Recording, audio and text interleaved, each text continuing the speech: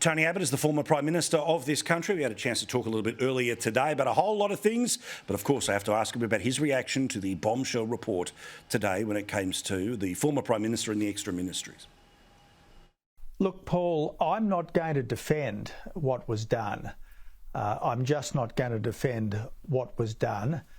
On the other hand, we've got a report from the Solicitor General.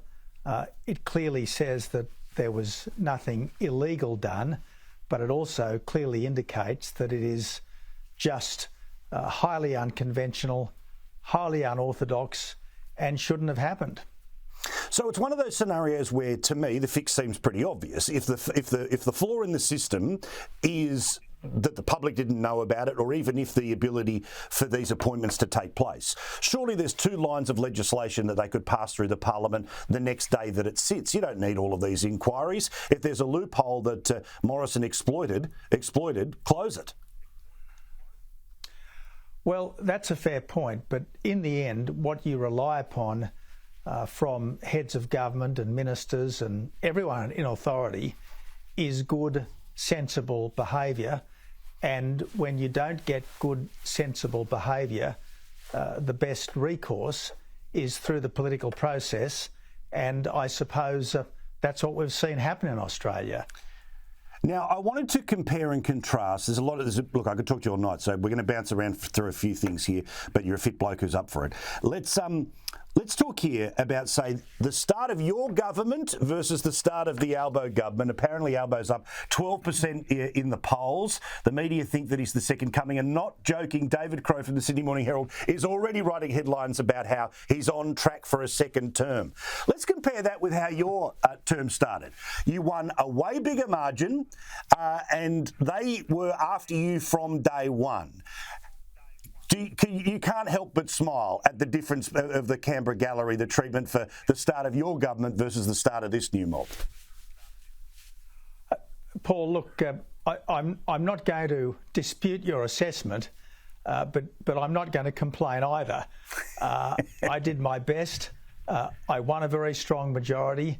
I copped a pretty critical media, but that's life, and the job of a good government is to get on with it. As a patriotic Australian, I want whichever government is in office to succeed, and in that sense, I want the Albanese government to succeed.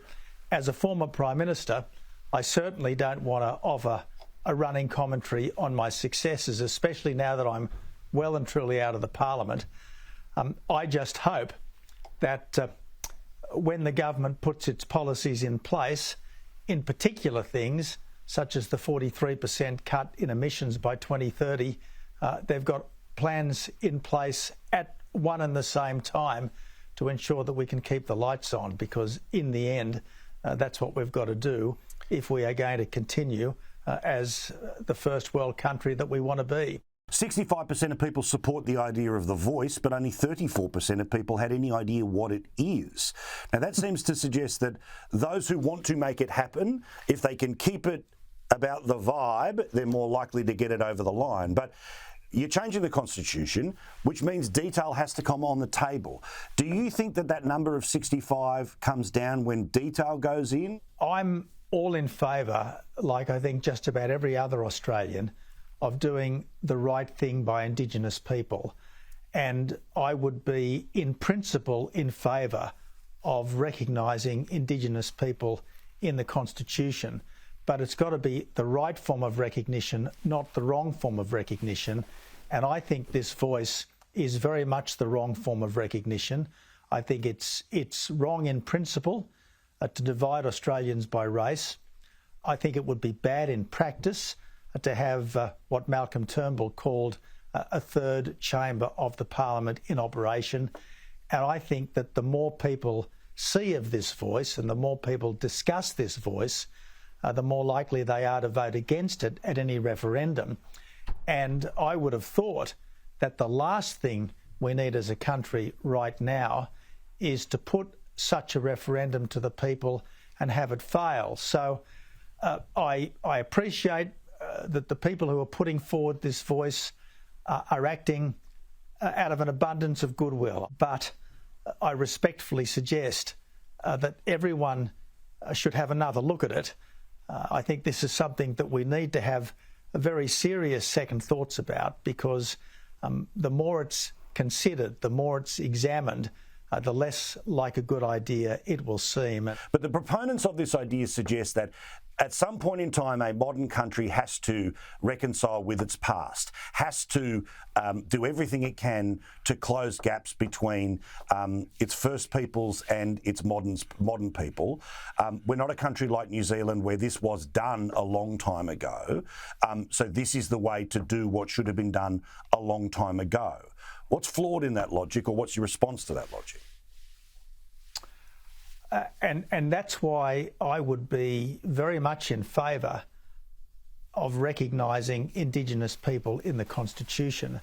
We have an otherwise admirable Constitution, but there was a deeply regrettable omission, which I suppose was a product of the prejudices of the 1890s, and that is no generous acknowledgement of Indigenous people in the Constitution. So I certainly think that a very good case, a compelling case can be made for constitutional recognition, but it's got to be the right recognition. And to me, the right recognition would be something like inserting in the preamble after the words one indissoluble federal commonwealth, something like this, with an Indigenous heritage, a British foundation, and an immigrant character, because all these three things are undoubtedly true.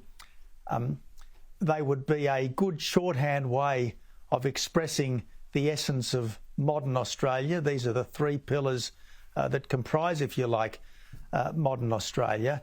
And also these three pillars, in a sense, Paul, provide something for everyone. And just finally, a philosophical question, and let's imagine it's 3 o'clock in the morning, red wine and cigars, okay? So we want to get to that space here, which is about the future of conservatism. I mean, you were there, of course, after 2007, when the Liberal Party will never rule again, Labor forever.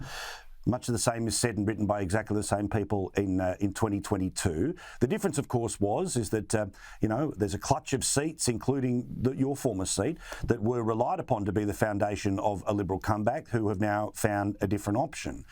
So how does the Liberal Party win again? Well, we win by being true to ourselves. And as has often been said, the Liberal Party is a broad church. I like to say of the Liberal Party that as Liberals, we support lower taxes, smaller government, greater freedom. As Conservatives, we support the family, small business, and institutions and values that have stood the test of time. But above all else, as patriots, we believe that Australia remains the best country on earth to live, and we want to keep it that way. Now, I think a Liberal Party which is true to that sense of itself is a Liberal Party that is perfectly capable of succeeding in modern Australia. What I certainly don't want us to do is think that just because under a particular set of circumstances we've lost seats to the so-called Teals, we've got to somehow out-Teal them, or just because under a particular set of circumstances we've lost to the Labor Party, we have to become Labor light. No, that's not the way forward. The way forward always in politics is to be a clear and strong alternative. Bloody don't you love the clarity, the focus of that bloke? An honour and a privilege as always to talk to Tony Abbott.